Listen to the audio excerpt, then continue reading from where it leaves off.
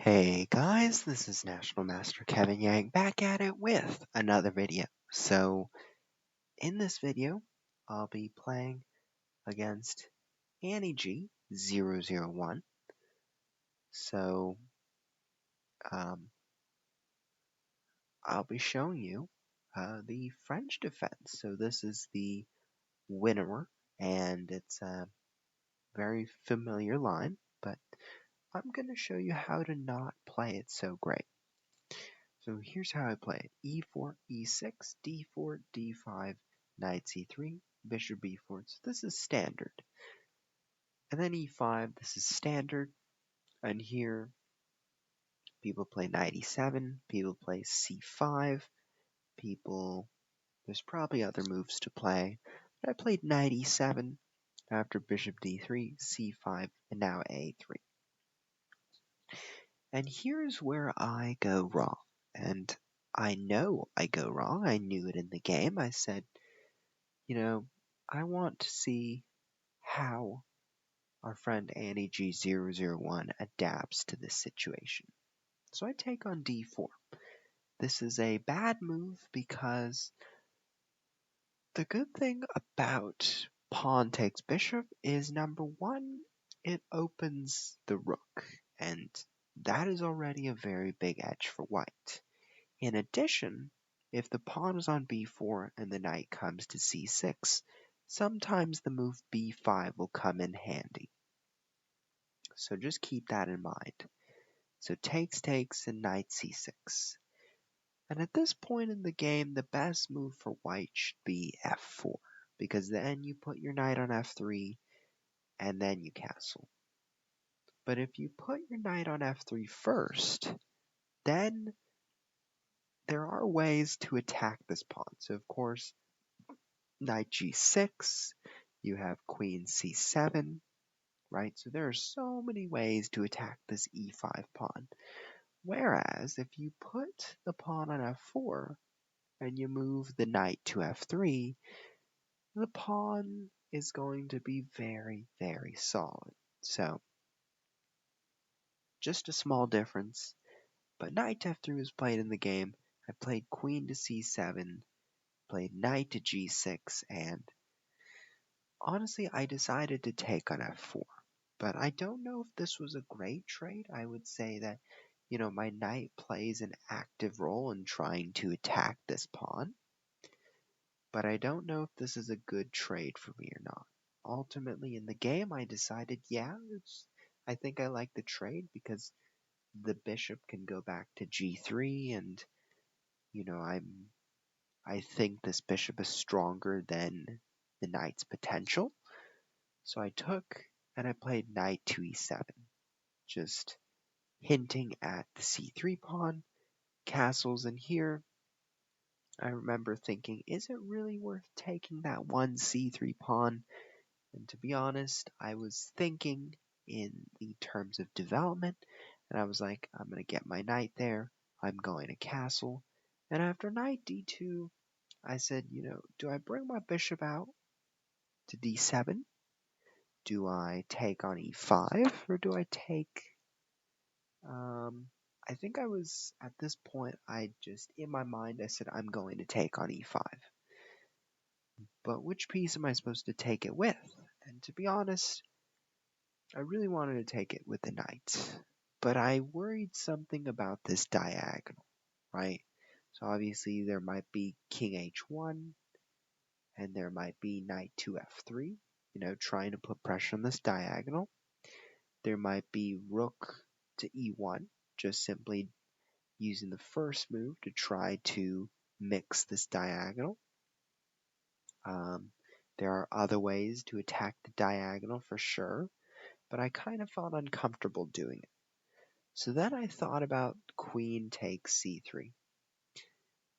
Or did I? I might have didn't. I don't know. But I remember trying to think, is it worth taking these pawns, right? And ultimately I decided queen takes e5. And here I purposely allow something from white that can be done. And it's not too obvious, right? The knight defends the queen. so the queen is completely protected. But at the same time, what happens if bishop takes g6? So obviously the queen is undefended now, so the queen has to take on g3, and here black can fit in an in-between move. What an in-between move is it's usually a check, or it's usually some sort of move that poses a very strong threat. And here, bishop takes h7 wins a pawn, and it's actually the pawn that our friend Annieg001 can win back. So that would have been a good way to do it. And now you notice each side has 6 pawns, right? That's standard, right? It used to be, I capture the pawn on e5, so right now black has 7 and white has only 6 pawns. But after bishop takes g6 and bishop takes h7, well then we're back to even. But our friend Annieg001 missed that. So c4 was played, and I said, that's not a bad move, right? If pawn takes, knight comes out. But I said, I'm going to take on g3, because I remember at this point I was at very bad time pressure for another game. So I was like, I have to focus on that game. So I took, and played d4. Now this is obviously an inaccuracy. I look at it right now and I don't know why I played d4. I should have definitely considered maybe getting the bishop out or getting the knight to e5, but there was obviously something much better than d4, because number one, d4 is the pawn's not defended, first of all. And although you might think, how does white really attack this pawn, right? And it all starts with the move knight to f3. Because after rook to d8, there's the move rook to d1, right? Rook f to d1, rook a to d1, whatever it is. But if you try e5, I'm going to take pawn takes and knight takes e5, right? So obviously I can't do it that way. So I have to find some other way to do it. I have to try f6, but it's a bit too slow here because of knight takes d4 right away. So I'm running into a dilemma where I sort of say, I advance my pawn too far, but how do we try to rebound this? I'm in time pressure in another game, so I need to put less priority on this game. So here after rook d8, takes, and rook a d1. So here I said, I cannot do anything about this pawn. So I play a5. I look for counterplay. I say, I cannot defend this guy, but I need to find a way to get these guys active. After b5, I play the move b6, and to be honest, I could have also considered a4 and pushing this all the way as a distractor,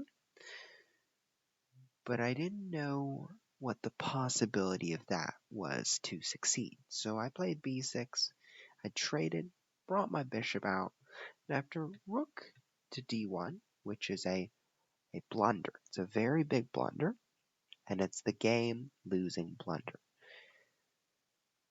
Rook d8, simple as that, but it's very hard to see why.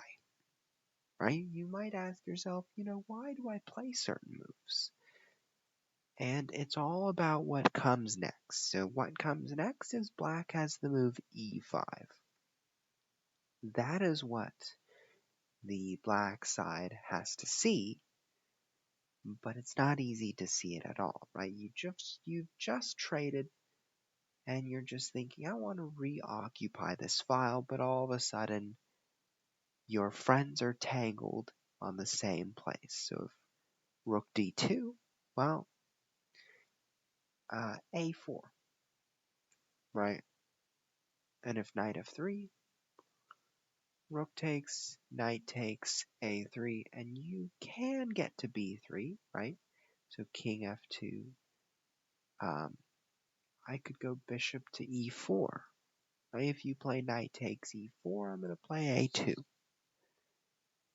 So if you play knight b3, I'm going to take on c2. So there are some loose ends to white's position that black can take advantage of.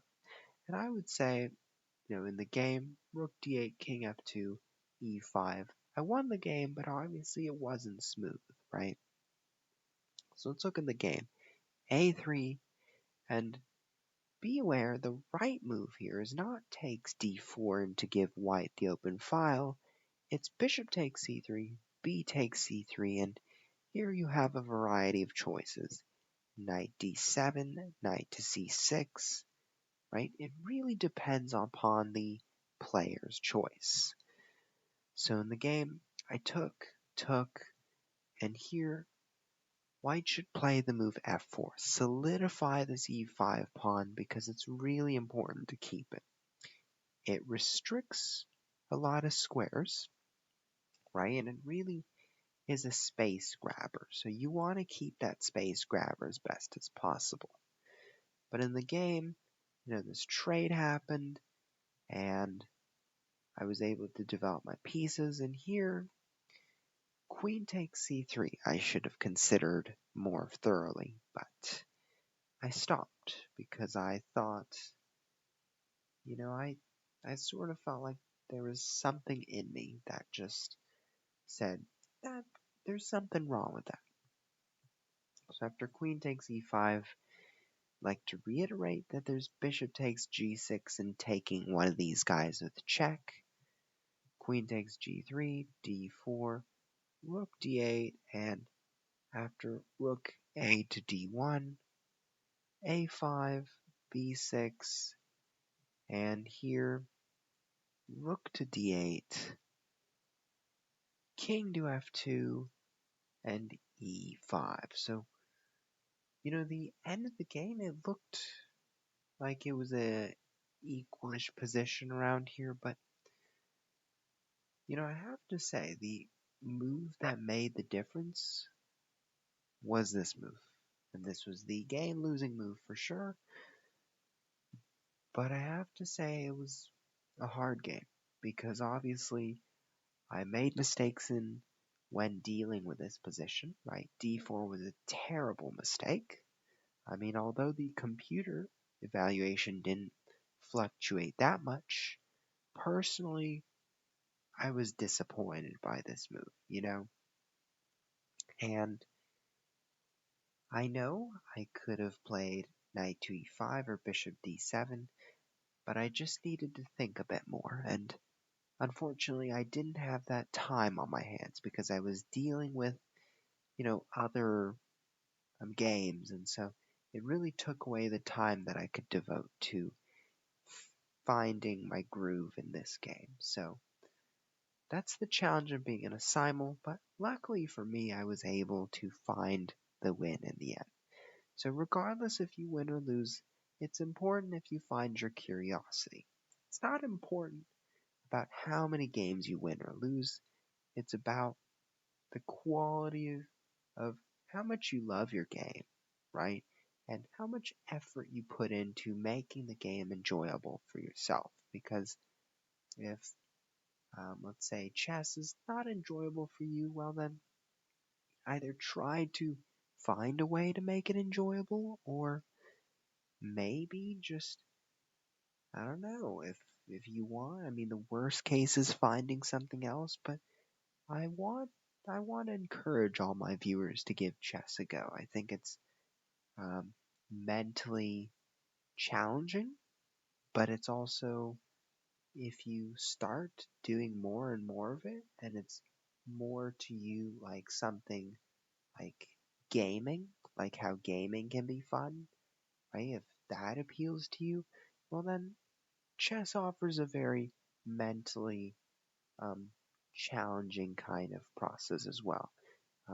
There's a lot of effort needed to go into it, but trust me, I'm on the other end. I'm still working towards goals, and I think it's worth it. So I'll see you very soon.